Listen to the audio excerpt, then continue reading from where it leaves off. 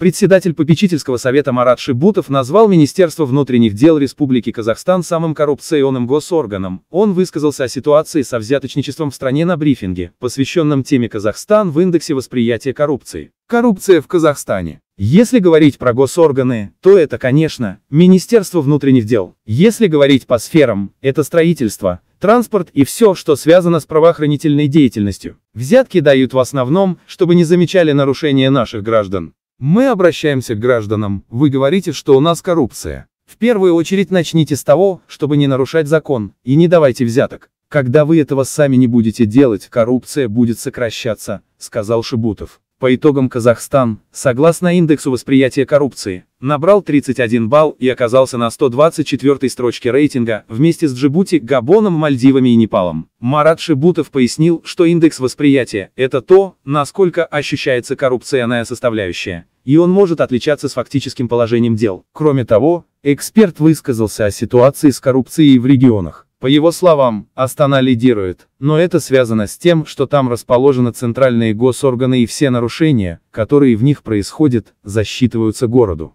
Если говорить о каких-то регионах, то тут можно сказать не столько о коррупционных нарушениях, сколько об уровне теневой экономики. Самая большая теневая экономика в Туркестанской области и Шымкенте, сказал Марат Шибутов.